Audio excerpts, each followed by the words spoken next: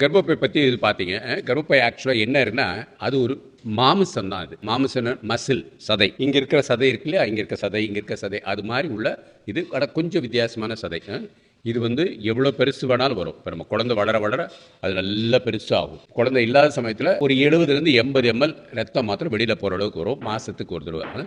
So இந்த கர்ப்பப்பையில் இந்த உள்ள ப்ளூ லைனிங் இருக்கு இல்லையா, இந்த ப்ளூ லைனிங் பேர் தான் எண்டோமெட்ரியம் சொல்லுவோம். ஸோ இதில் பார்த்தீங்கன்னா தெரியும், இந்த இந்த உள்ளுக்குள்ள இருக்க அந்த ப்ளூ இந்த மாதிரி இருக்கு இல்லையா, இதில் தான் வந்து சில அணுக்கள் வந்து ஹார்மோன்ஸ் மாற்றத்தினால அது கூடி குறைஞ்சி வரும். கூடுறது எதுக்கு? குழந்தை வந்து தங்கிறதுக்கு தயாராகிறதுக்கு. அதுக்கப்புறம் ஒரு நாள் வந்து குழந்தை வந்து வரல அப்படின்னோன்னு ஆட்டோமேட்டிக்காக அது இறங்கி வெளியில் போயிடும். அடுத்த மாதம் திருப்பி அதே தான் வரப்போகுது. இது பேர் எண்டோமெட்ரியம். இந்த எண்டோமெட்ரியத்தினால உள்ள பிரச்சனைகள் என்னென்னலாம் பார்த்துன்னு வச்சுக்கோங்களேன். உதாரணத்துக்கு இங்கே காப்பர் டீ போட்டிருக்கீங்கன்னு வச்சுக்கோங்க. காப்பர் டீ இருக்கனால இது வந்து என்ன நினைக்கும், இது ஏதோ ஒரு வெளியில் இருக்கிற பூச்சியோ பாம்போ புறோ எதுவோ அப்படின்ட்டு ஃபாரின் பாடி நினச்சிட்டு இந்த இருக்கிற அணுக்கள்லாம் கொஞ்சம் பெருசாகும். ஹைப்பர் பிளேஷியான்னு சொல்லுவோம். இந்த எண்டோமெட்ரிய அணுக்கள்லாம் கொஞ்சம் பெருசாகும்.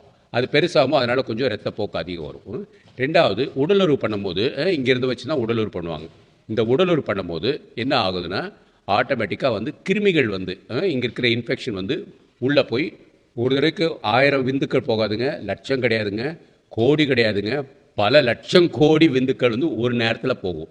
அப்போது அதில் வந்து வால் இருக்கும் இல்லையா, அந்த வால் வழியாக சில அணுக்கள் வந்து உள்ளே போய் இந்த இடத்துல இருக்கிறதுக்கெலாம் ஒரு இன்ஃப்ளமேஷன் க்ரியேட் பண்ணும். அது எப்படி இந்த டியூப் வழியாக உள்ளே போகும், இந்த டியூப் வழியாக உள்ளே போகும். பட் ஆனால் இதில் இருக்கிறதுனால இந்த எண்டோமெட்ரியம் வந்து பாதிப்படைஞ்சு அதில் வந்து இன்ஃபெக்ஷன் ஜாஸ்தியாக, அதனால் ரத்தப்போக்கு அதிகமாகும். ஸோ மூணாவது வந்து நம்ம நிறைய உணவுகள் சாப்பிட்றதுனால ஹார்மோன்ஸ் மாற்றங்கள் வரும். ஹார்மோன்ஸ் மாற்றங்கள் வரும்போது ஈஸ்ட்ரஜன், ப்ரொஜெஸ்ட்ரோன், இதில் இருந்தால் ஈஸ்ட்ரஜன் வரும், ப்ரொஜெஸ்ட்ரோனும் வரும். இதுங்க வந்து உங்களுக்கு வந்து இந்த உள்ளே இருக்கிறது எண்டோமெட்ரியமை ஹைப்பர் பிளேஷியா பெருசாகும். அந்த காலத்தில் டிஎன்சி பண்ணுவாங்க, இப்போ டிஎன்சிலாம் யாரும் பண்ணுறதில்ல. பட் இதுதான் மெயின் பிரச்சனை. இதுக்குள்ளே தான் குழந்தை உண்டாகும். பட் இந்த விந்து இருக்கு இல்லைங்களா, அந்த விந்துனால இன்ஃபெக்ஷனு, அதனால் இதுவாகுது. சில உணவுகள் வந்து கர்ப்பப்பைக்கு ஏற்றுக்காது. ஃபார் எக்ஸாம்பிள், ரைஸ் நிறைய சாப்பிட்றோம். நம்ம இப்போ இருக்கிற உலகம் வந்து 3 நேரமும் ரைஸ் தான் சாப்பிட்றோம். காலைல இட்லி தோசைன்னு சொல்லிட்டு அதுவும் ரைஸ் தான், மத்தியானமும் ரைஸ் தான் இருக்கும், நைட்டு ஏதாவது விதத்தில் ரைஸ் தான் இருக்கும், இல்லாட்டி மைதா மாவு அந்த மாதிரி எதாவது இருக்கும். புரோட்டா சாப்பிடுவோம், சப்பாத்தி சாப்பிடுவோம். ஸோ அது எல்லாமே வந்து கர்ப்பப்பைக்கு பாதிப்படையும். ஸோ அது எல்லாமே இந்த எண்டோமெட்ரியத்தை பாதிப்படையும். அது எல்லாம் எப்படி? ஹார்மோன்ஸ்னால.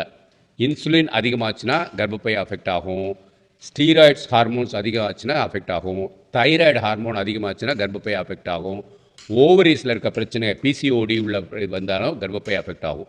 இது எல்லாமே இந்த எண்டோமெட்ரியம் தான் அஃபெக்ட் ஆகும். இந்த எண்டோமெட்ரியம் அஃபெக்ட் ஆகிறதுனால தான் நிறைய பேருக்கு பீரியட்ஸ்னால உள்ள கஷ்டங்கள், பீரியட்ஸ்னால உள்ள என்னென்ன கஷ்டம் இருக்கும், ரத்தப்போக்கு அதிகம் இருக்கும், இல்லை தாமதமாக வரும், அது பாட்டுக்கு வந்துக்கிட்டே இருக்கும் சம்டைம்ஸ், இல்லைனா சம்டைம்ஸ் முதுகு வலி இருக்கும்.